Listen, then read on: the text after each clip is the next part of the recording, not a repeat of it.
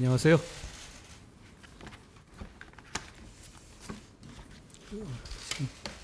시행령 브리핑 시작하기에 앞서서 제가 간단하게 할 말씀 다른 얘기지만 좀 드려도 되면 드리면 어떨까 싶은데요. 폭우 관련입니다. 법무부 조치 관련한 건데요. 기왕 오신 김에 먼저 이번 폭우 희생자분들의 명복을 빕니다. 많은 피해를 입으신 국민 여러분께 위로의 말씀도 드리고요. 법무부는 법률구조공단, 법률 홈닥터, 마을 변호사를 통해서 수해 주민을 위한 법률 지원을 실시하겠습니다. 사회봉사 명령 대상자를 수해 현장에 긴급 투입해서 피해 복구를 지원하도록 했고요. 검찰의 소환 자제를 포함하여 이번 폭우로 피해를 입은 사건 관계인들에 대한 조치 방안을 면밀하게 마련할 것을 방금 지시했습니다. 피해를 입은 국민들께서 하루속히 일상을 되찾으실 수 있도록 법무부도 가능한 모든 방안을 강구하고 최선을 다해서 힘을 보태겠습니다.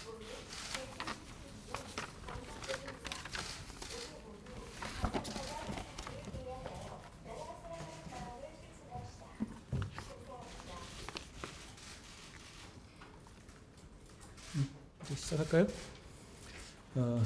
오늘 제가 설명드릴 내용은 검사의 수사 개시 범죄 범위에 관한 규정의 개정안 관련한 건데요. 오늘 제가 기자님들께 설명드린 것 관련해서 좀 나쁜 소식은 이게 좀 길다는 거고요. 좋은 소식은 제가 말이 빠르다는 겁니다. 그러니까 마음 편하게 들어주시면 될 것 같습니다. 시작할까요? 법무장관입니다.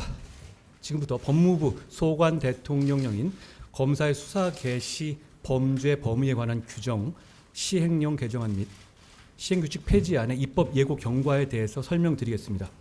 지금 이 내용은 국민적 비판이 컸던 소위 검수완박 입법으로 불리는 그 법률에 대한 시행령입니다. 차례는 보시는 바와 같습니다. 다음으로 넘어갈까요? 먼저 추진 배경에 대해서 제가 간단히 설명드리겠습니다. 지난 5월 9일 검사가 수사를 개시할 수 있는 범죄의 범위와 관련된 검찰청법 제4조 제1항 1호 가목이 개정돼서 오는 9월 10일 시행을 앞두고 있습니다. 이 법이 제가 아까 말씀드린 것처럼 소위 검수완박 입법이죠. 이에 법무부는 개정법의 시행을 위해서 필요한 하위 법령을 법 체계에 맞게 정비하는 한편 현행 법령의 시행 과정에서 확인된 수사 지연이나 국가 범죄 대응 역량의 약화와 같은 부작용과 그로 인한 국민의 피해를 법률의 위임 범위 내에서 최소화하는 방향으로 개정안을 마련했습니다. 참고로 화면에 보시는 바와 같이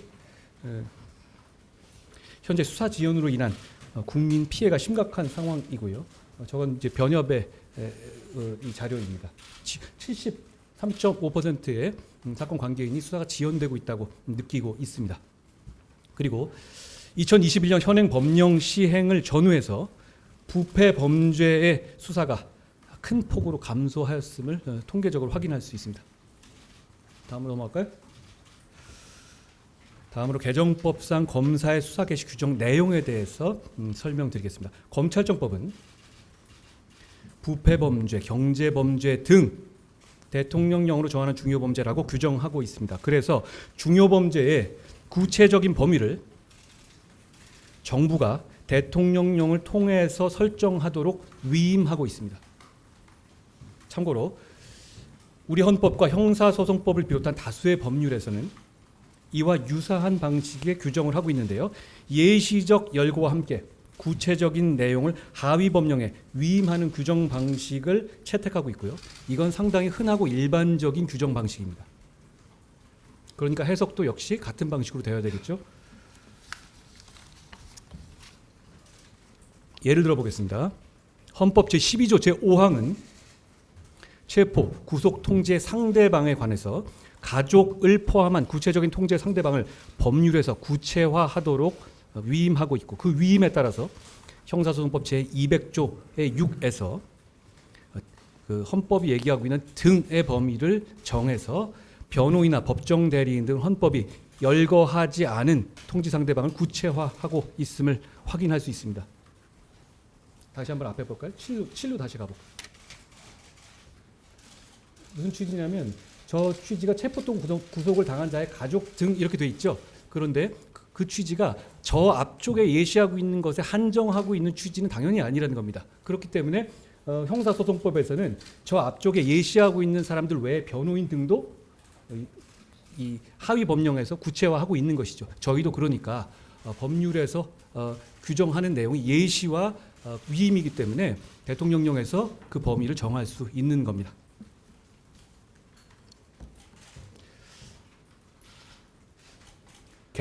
개정검찰청법에서도 지금 말하는 검수완박법입니다.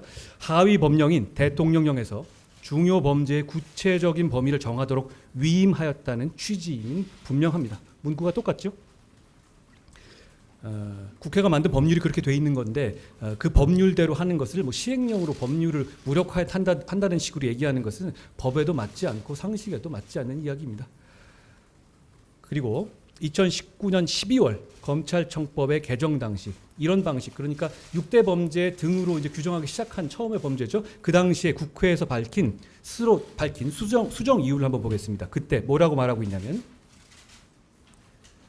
그 외 검사의 직접 수사 개시 범위를 대통령령으로 정하도록 하여 구체적 타당성을 갖추도록 함이라고 명시하고 있죠. 지금 규정 방식은 2019년과 지금의 검수완박법이 다른 방식을 취하고 있지 않습니다. 똑같죠. 앞에를 6개를 예시해 놨느냐 2개를 예시해 놨느냐의 차이일 뿐입니다. 9번 넘어가 줄까요? 올해 5월 바로 이 검수완박 검찰청법 개정 과정에서도 여러 논의 끝에 중이라는 문구를 등으로 환원해서 최종 의결한 점에도 명확히 나타납니다. 법사위에서는 처음에 중으로 법안을 만들었죠. 그러니까 그 2개에 한해서 대통령령으로 정하라는 취지로 만든 것이었습니다. 그런데 정작 본회의에서는 중이 다시 등으로 수정해서 의결됐습니다. 그러니까 그 의미를 혼동한 것도 아니라는 것이 속기록을 봐도 분명히 드러납니다. 법을 해석함에 있어서 법 문헌을 넘어서는 입법 취지라는 것은 법 이론상 있을 수 없습니다. 개정 검찰청법상 검사의 수사 개시의 범위는 예시 범죄 및 대통령령을 통해서 구체화될 그 외의 중요 범죄라는 점이 법 문헌의 해석상 이론의 여지가 없는 겁니다. 다만 이번 시행령 정비 과정에서는 중요 범죄의 예시를 부패 범죄와 경제 범죄로 변경한 입법 과정 등을 생각해서 이미 존재하는 다른 법률 개념 등을 바탕으로 부패와 경제 범죄 개념과 범위를 필요한 한도 내에서 한정해서 특정하고 그 외에 대통령령으로 정하는 중요 범죄는 최소한으로 규정하는 방향으로 개정안을 마련했습니다.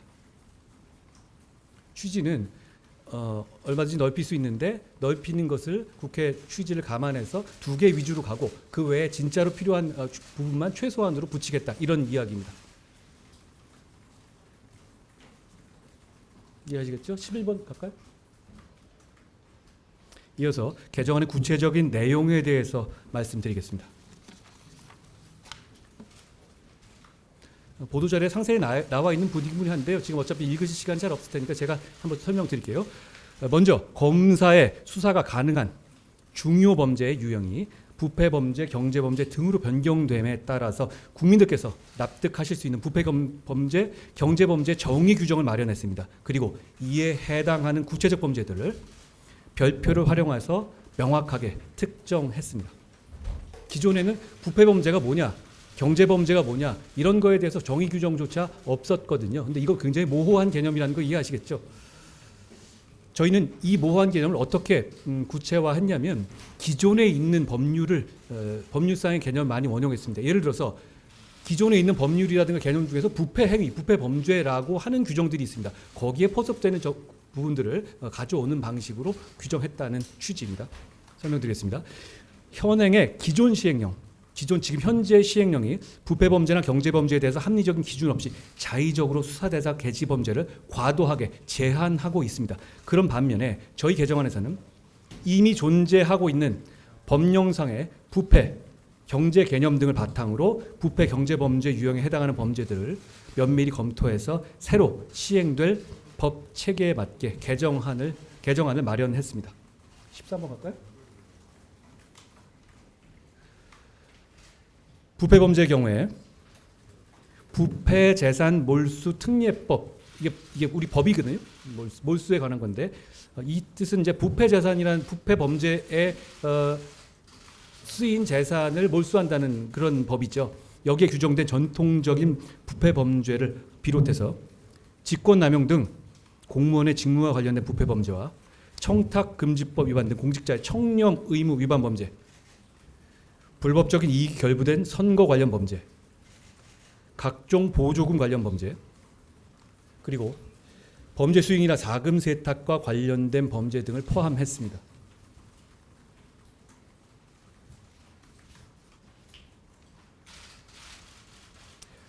경제범죄의 경우에는 사기, 공갈, 횡령, 배임 등 대표적인 경제재산 범죄를 비롯해서 국가의 재정 기반을 위태롭게 하는 조세나 관세 포탈 범죄, 대규모 민생 침해를 유발하는 금융 관련 범죄, 건전한 거래 질서를 위협하는 공정거래 범죄, 국가 경쟁력의 기반을 침해하는 기술 침해 범죄, 서민 생활의 근간을 위협하는 부동산 범죄, 불법적인 경제활동과 관련된 마약류 범죄와 조직범죄를 포함했습니다.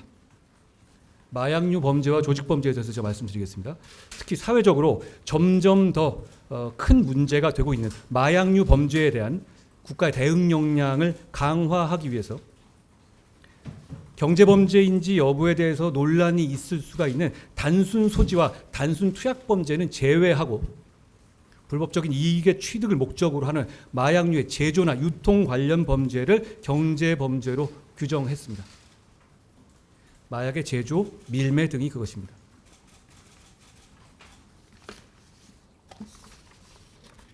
또한 국민 생활의 안전을 위협하고 서민의 민생을 심각하게 침해하는 각 조폭 등 깡패 말하는 겁니다. 조직범죄에 대한 처벌 공백을 방지하기 위해서 서민을 갈취하는 조폭, 기업형 조폭, 보이스피싱 조직 등 경제범죄를 목적으로 하는 조직범죄를 경제범죄를 목적으로 하는 그걸 한정했습니다. 조직범죄를 경제범죄로 규정했습니다. 그런데 말입니다. 마약 밀매와 조폭을 검찰이 열심히 수사하면 안 될 공익이 있는지 한번 생각나시는 게 있는지 한번 생각해 봐 주십시오. 저는 없다고 생각합니다. 상식 있는 국민들께서도 없다고 생각하실 거라고 저는 확신합니다. 15번 갈까요? 한편 기존의 공직자 범죄, 선거 범죄 등으로 분류되어 있던 범죄들이 있죠. 그 범죄들은 입법 과정을 지금 이 검수완박 입법의 입법 과정을 감안해서 부패 경제 범죄로 명확하게 포섭되는 중대 범죄에 한해서 부패 범죄나 경제 범죄로 재분류했습니다. 이 그림은 뭘 말하는 거냐면요. 어떤 범죄가 부패 범죄일 수도 있고 경제 범죄일 수도 있어요. 지금 우리 부패 범죄 몰수 특례법이라든가 이런 쪽에서는 횡령, 배임, 부패 범죄를 보거든요. 그렇지만 경제 범죄이기도 합니다. 이런 범죄는 개념 구조도 굉장히 많이 있죠. 또 예를 들어서 무슨 좀 뒤에 얘기하겠지만 방위산업 범죄 중에서도 방위산업 관련한 어떤 경제적인 이익을 빼내거나 거기 횡령이 일어나거나 그럼 경제범죄나 부패범죄에 포함되겠죠. 그러니까 여러 가지 교집합이 있을 수 있는 개념이라는 얘기입니다. 이 개념 분류 자체가. 그런데 아까 제가 초반에 말씀드린 것처럼 기본적으로 이 법은 대통령령이 중요 범죄를 판단해서 확장할 수 있도록 위임하고 있습니다. 그러니까 그 구분이 그렇게 굉장히 중요한 문제는 아닌 것이죠. 다만 저희는 입법 과정에서 있었던 여러 가지 논의들을 감안해서 가급적이면 부패 범죄와 경제 범죄를 재편입시키는 방향으로 그 취지를 나름대로 살렸다는 뜻입니다. 물론 여기에 한정하는 것은 아닙니다. 나중에 제가 설명드리겠지만 몇 가지 경우에서는 이 두 가지에 해당하지 않지만 저희가 중요 범죄로 판단해서 대통령령의 영으로서 확장하는 부분이 있습니다. 그 부분은 제가 좀 이따 설명드리겠습니다. 너무 빠른가요? 그냥 괜찮으세요? 이, 이제 익숙해지실 거예요. 저는 못 봤거든요. 예. 예. 근데 뭐 노력해 보겠습니다. 예.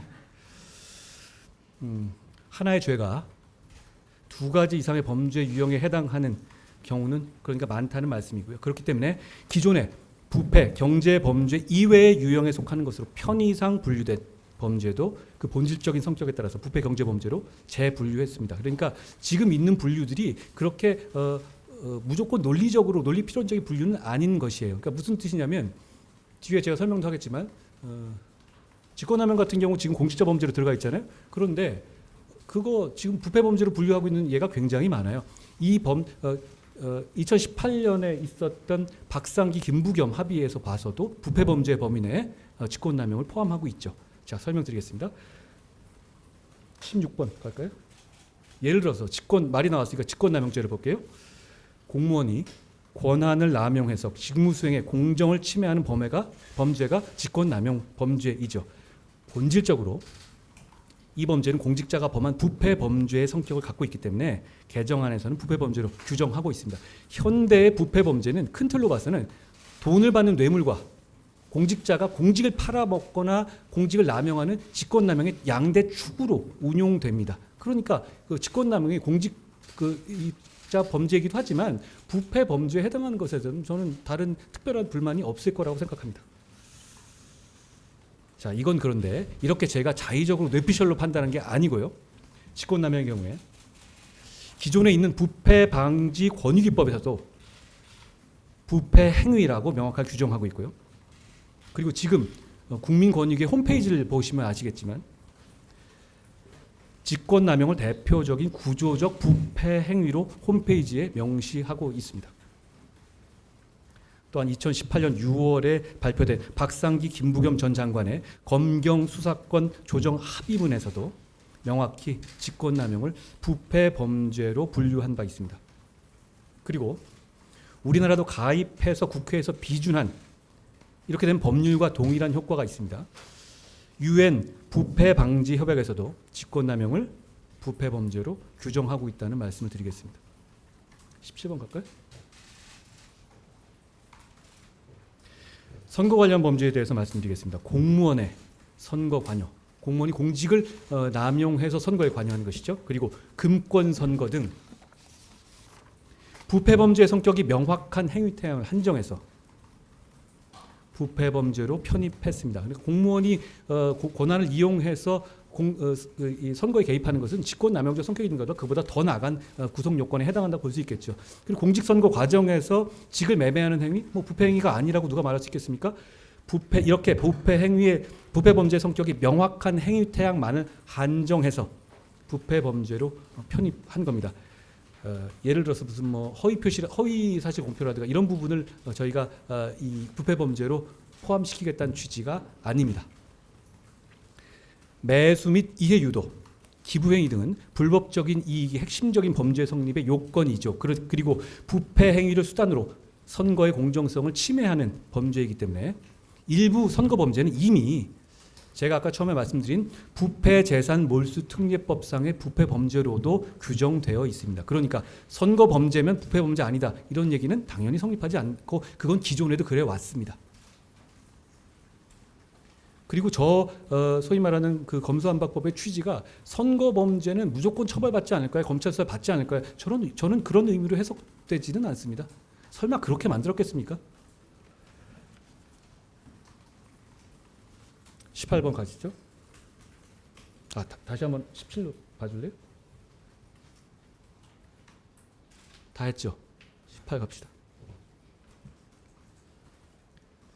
또한 기본적으로 방위산업범죄의 일종이라고 할 수 있는 방위산업기술보호법 위반의 경우에도 방위산업이라는 경제 분야에서 어떻게 보면 경제 분야를 굉장히 좁혀서 말하는 것이죠. 기술 유출을 통해서 불법적인 이익을 취득하는 범죄로서 경제 범죄의 성격을 겸해서 가지고 있습니다. 새 법이 방위 산업에 관해서만 경제 범죄가 되는데도 불구하고 검찰이 수사를 하지 말아야 한다. 중요 범죄가 아니다. 이런 규정은 아니지 않겠습니까? 경제 범죄의 성격을 같이 공유하고 있습니다. 그렇기 때문에 저희는 경제범죄로 규정했습니다. 참고로 다시 한번 말씀드리지만 이런 범분류는 상위법인 법률의 위임 내에서 아까 말씀드린 것처럼 기본적으로 중요범죄 범위를 대통령에 위임한 기본 하에서 말씀드리는 겁니다. 법체계에 맞게 하위 법령을 정비하는 것이고 법률의 위임 범위를 벗어나서 수사 범위를 확대하는 것이 전혀 아니라는 점을 다시 한번 말씀드리겠습니다. 다음으로 법률에서 그러니까 지금까지 말씀드린 건 저희가 부패범죄와 경제범죄의 카테고리에 집어넣은 부분을 말씀드린 거죠. 다만 아까 처음 말씀드렸지만 여기에 꼭 국한되지 않는다는 취지는 저희가 입장은 어떤 걸 이해하시겠죠. 왜냐하면 법률이 명확하게 위임하고 있기 때문입니다. 이렇게 중요범죄로 예시한 부패 경제범죄 이외에 저희가 중요범죄로 대통령령에서 별도로 규정한 부분이 있습니다. 그것에 대해서 지금 말씀드리겠습니다.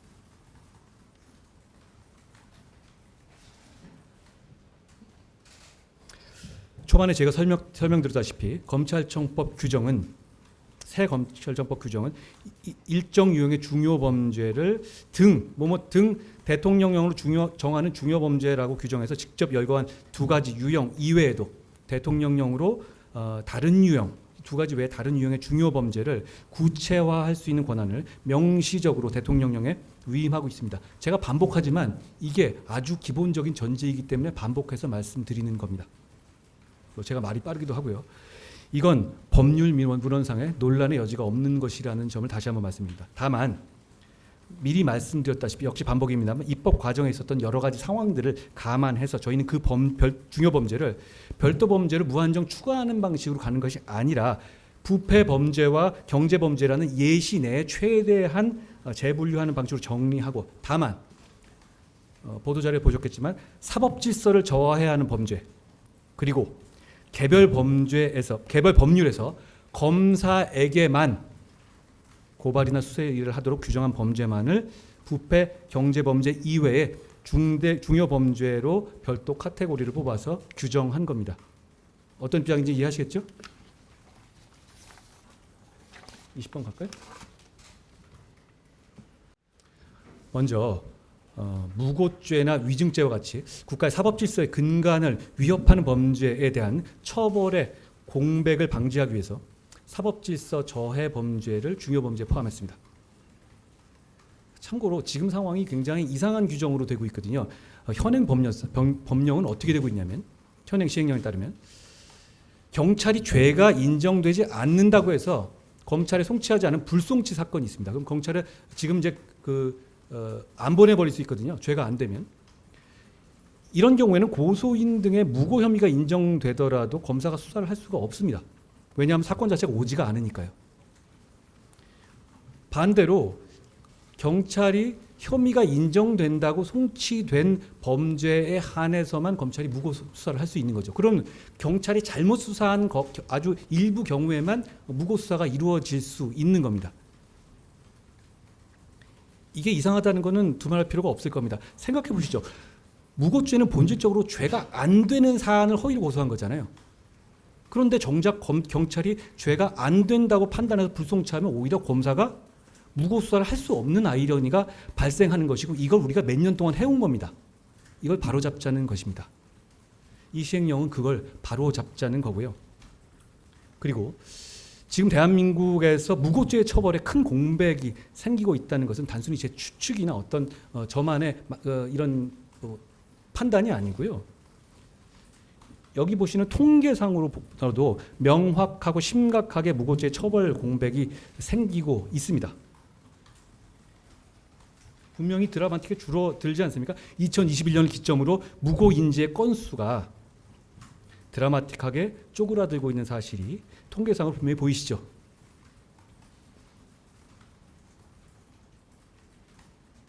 갑자기 우리나라 사람들이 허위 고소를 안 하는 그렇게 갑자기 그런 결심을 집단적으로 한 건 아니지 않겠습니까? 저거는 처벌이 잘 이루어지지 않고 있다. 그러니까 무고로 인한 피해가 그만큼 많아지고 있다라는 걸 의미하겠죠. 국가가 허위 고소를 한 사람들을 수사하지 않는 것은 허위 고소를 부추기는 겁니다. 국가가 도대체 왜 누구를 위해서 그래야 합니까? 그걸 시정하겠다는 겁니다. 무고는 그것이 제때 처벌되지 않는다는 분위기가 만연하면 기하급수적으로 늘어날 수밖에 없는 성격이 있습니다. 왜냐하면 그래도 된다고 생각하고 마음 편히 거짓 고소를 하고 나아가서 정치적인 거짓 선동의 도구로도 쓰이게 됩니다. 지금 더 늦기 전에 이것을 반드시 바로 잡아야 할 때라고 생각합니다. 그렇기 때문에 저희는 중요 범죄의 범위에 사법 질서의 저해 범죄를 추가한 것이라는 말씀을 드리겠습니다. 제가 이제 무고의 예를 들었는데 다른 것도 사정은 비슷합니다.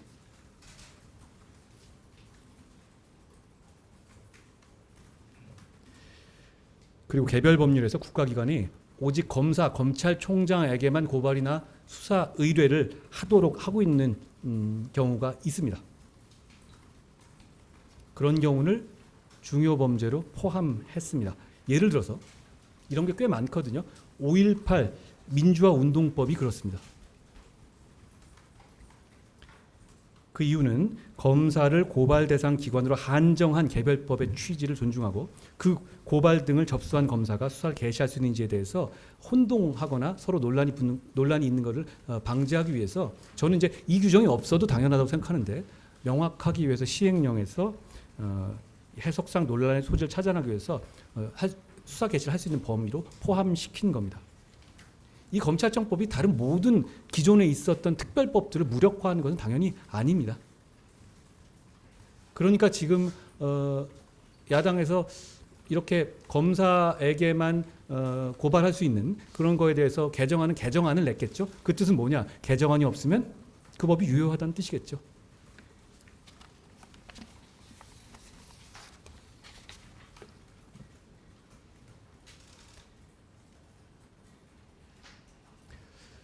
자, 다음으로 수사 중인 사건에 대한 검사의 관련 수사 범위를 규율한 직접 관련성 조항의 개정안에 대해서 말씀드리겠습니다. 좀 오래됐으니까 많이 잊어버리셨을 것 같은데요. 이게 수사 중인 사건에서 추가 수사를 할 수 있는 범위를 직접 관련성 있는 범죄로 한정하는 식의 규정이 있고, 그리고 그 직접 관련성의 범죄를 그 규정을 지난 정부 시행령에서는 굉장히 축소해 놨던 겁니다. 그걸 저희는 바꾸겠다는 겁니다.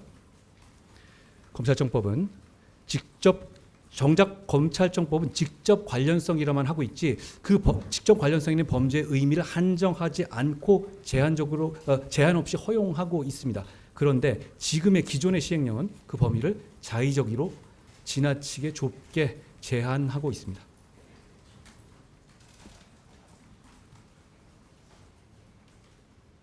그 결과 여러 가지 문제점이 요 몇 년 동안 시행하는 동안 발생했는데요.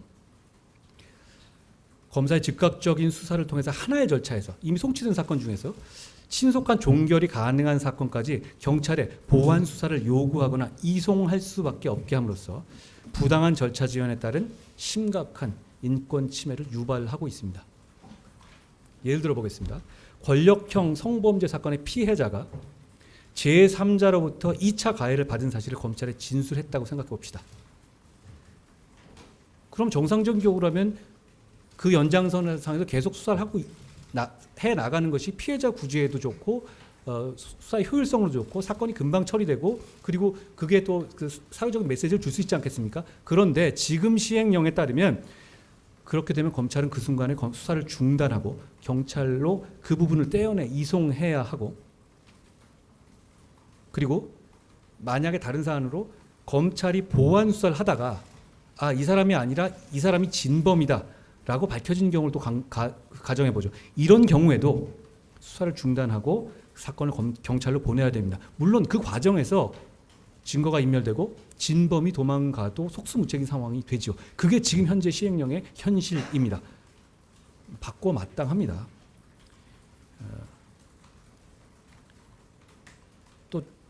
또 하나 얘기 들어볼까요? 예를 들어볼까요? 전에 제가 들어봤던 얘기인데 어떤 어린이집에서 보육교사의 아동학대 사건이 발생해서 경찰이 1차로 수사하고 검찰에 송치를 했는데 검찰에서 피해 아동을 수사하는 과정에서 또 다른 보육교사의 추가 학대 사실이 밝혀지는 경우가 있을 수 있습니다. 실제로 많이 있었던 사례예요. 그런데 지금의 제도에서는 역시 그러한 경우 검사가 추가 학대 범행을 수사할 수 없기 때문에 그 부분만 분리해서 경찰에 이송해야 되고 그 아동은 경찰에 다시 가서 조사를 받아야 합니다. 그러한 불필요하고 부당한 절차 지연으로 인해서 피해 아동은 즉각적인 수사와 보호 조치를 받지 못하게 되는 인권 침해가 필연적으로 발생하는 겁니다. 이게 도대체 왜 필요한지 혹시 뭐 이게 이걸로 인해서 얻을 수 있는 공익은 뭐 제가 보기에는 상상이 안 갑니다. 경찰도 좋을 게 없고 검찰도 좋을 게 없고 피해자도 좋을 게 없고 심지어 피의자도 좋을 게 없습니다.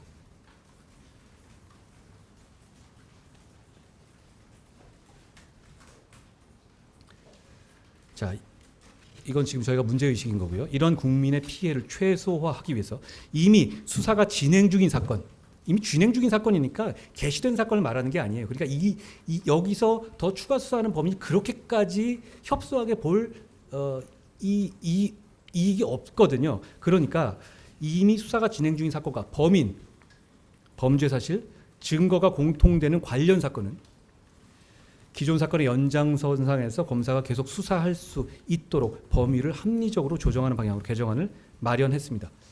다만 여기에 대해서 우려를 제기한 분이 많이 있었는데 그럴 경우에 우려하실 수 있는 자의적인 수사 확대를 방지하는 장치로서 형사소송법 제198조 사항의 별건 수사 금지 조항을 원형해서 그런 우려를 불식시키도록 조치하였습니다. 그러니까 지금 이 직접 관련성 조항은 그 별건 수사를 막자는 취지에서 만든 거기 때문에 그 규정을 원용하는 정도로도 충분히 우려, 기존의 법이 갖고 있는 우려를 실현할 수 있기 때문에 저희는 그 법을 그냥 원용한 겁니다.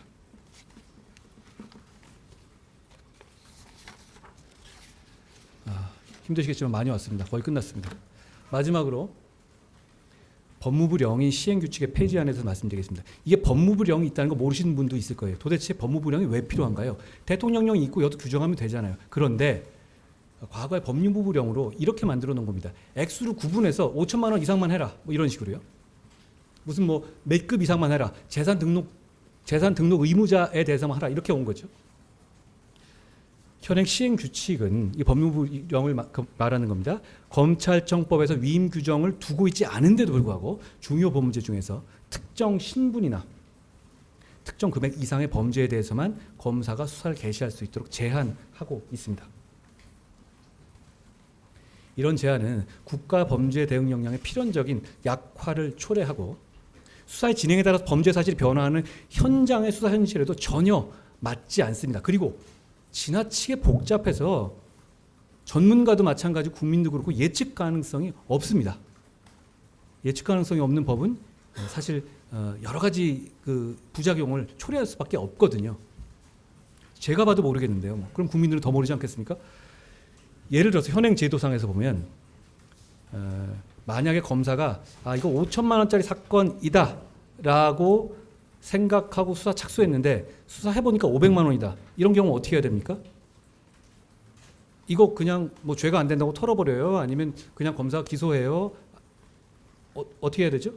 상식적으로 판단하면 검사가 기소할 수 있어야 되는 거 아닙니까? 그런데 지금 이 시행 규칙에 따르면 경찰에 사건을 이송해야 됩니다. 이걸 왜 이렇게 해야 되죠? 게다가 보내놨는데 경찰하고 판단이 또 다르면 또 꼬입니다. 그러면 또 오거나 말거나 해서 중간에 그러면 이 피해자들이라든가 관련자들은 중간에 붕 떠서 막 사건이 돌아다니고 시간만 가게 되는 것이죠. 이건 지나친 비효율이고 국가 수사력의 낭비인데다가 당사자들에게도 굉장한 소모를 요구하는 것입니다. 그런 제한 그리고 이렇게 처음부터가 얼마 이상이야 된다고 생각을 한다면 검찰 입장에서 수사를 착수하지 않은 명분이 됩니다. 뭐 이거 안 될 수도 있다라고 그런 핑계거리가 되지 않겠습니까? 이게 공익에 부합하나요?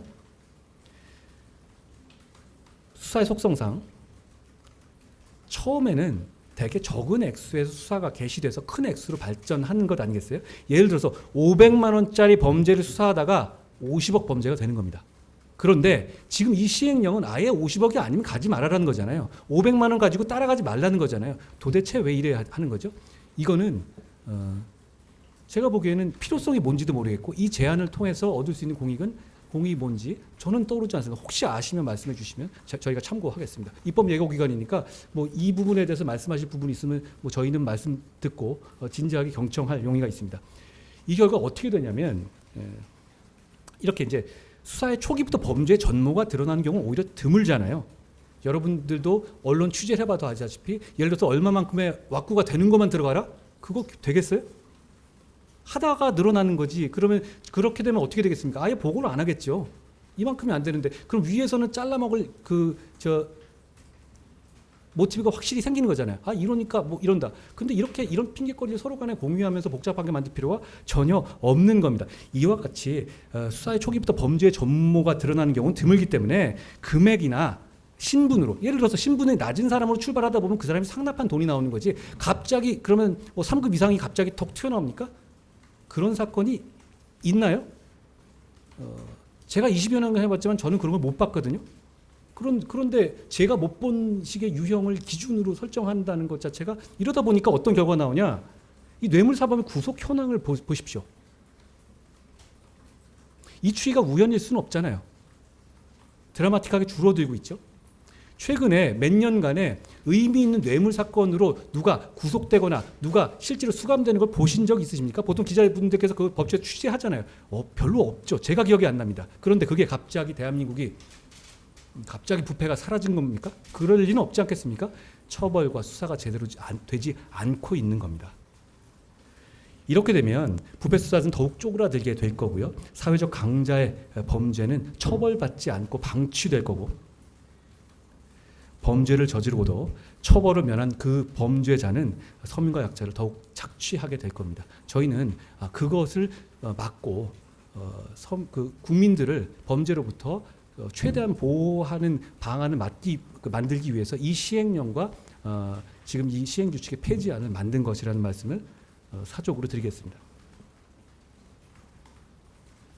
그리고 아까 처음 말씀드린 것처럼 대통령령이 있는데 별도로 법무부령을 만들어야 될 특별한 이유가 없어요. 필요하면 이 규정을 넣고 싶다면 대통령령에 넣으면 됩니다. 그게 뭐가 다른가요? 그런데 굳이 한 단계 낮춰서 법무부령을 만든 다음에 거기서 액수 규정을 만든다? 이건 기술적으로도 맞지 않고 이게 있어야 될 필요성도 없습니다.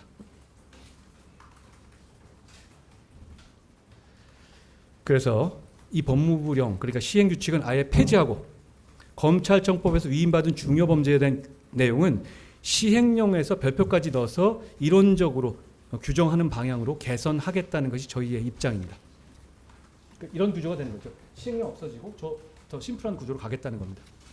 정 필요하면 저기 넣으면 되거든요. 그리고 그 개정하는 절차도 별로 크게 다르지 않아요. 대통령령 국무회의에서 의결하면 되는 것이고 국무회의에 통과될 정도의 규정이어야죠. 형사 사법 시스템을 변경하는 규정인데 그걸 법무부령으로 이렇게 핵심적인 내용을 바꾼다? 그건 이상한 겁니다. 법무부령은 제가 그냥 바꾸면 되는 건데요.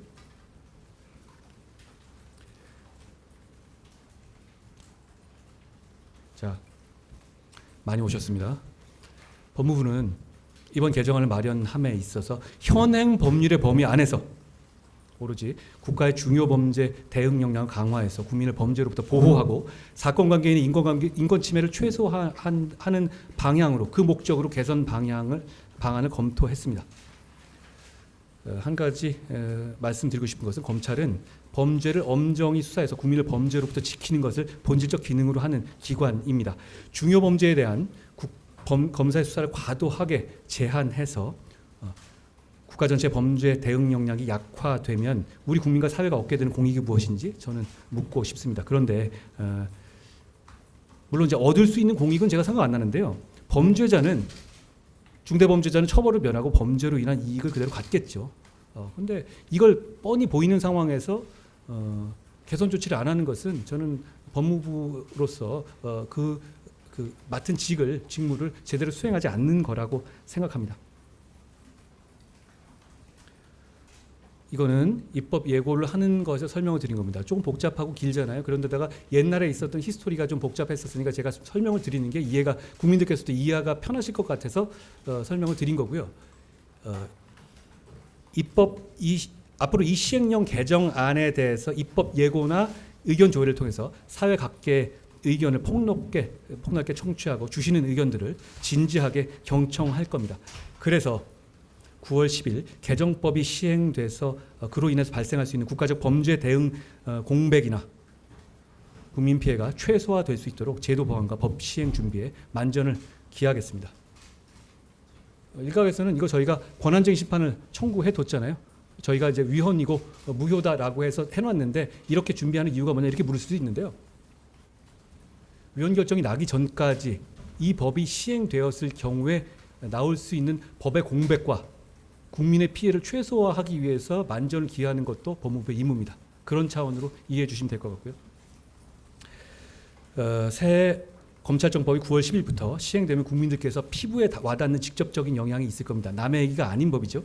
그렇기 때문에 왜냐하면 형사사법 시스템에 관한 것이니까요. 그렇기 때문에 국민 여러분들께서 이 법에 대비해서 저희가 정부가 준비하고 있는 시행령안에 대해서 많은 관심과 조언을 해주시기를 저희는 간곡히 부탁드립니다.